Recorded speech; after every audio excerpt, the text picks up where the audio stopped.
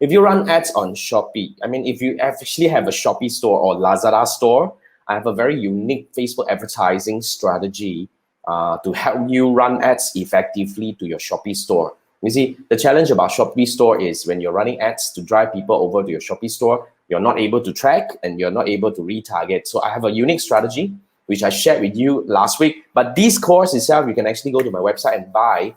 This course itself is a really detailed walkthrough on step-by-step. I teach you how to set up the ads and inside the Facebook Ads Manager effectively. So this is what we do.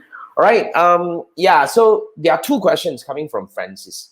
Now, the first question is Francis has a Shopee store, which is the name is A. And then he's asking, you know, must he or she use the same name in your Facebook account for advertisement? So I can actually look at, there are two angles to look at this question. First thing first, in order to run Facebook ads, I think you know that you need to have first, you need to have a Facebook page.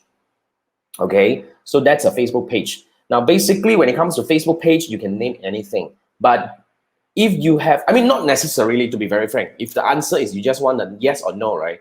The answer is no. You don't need to have the same name for your Facebook page together with your Shopee store. Like for now, Jason Gunn as my Facebook page, I'm running ads.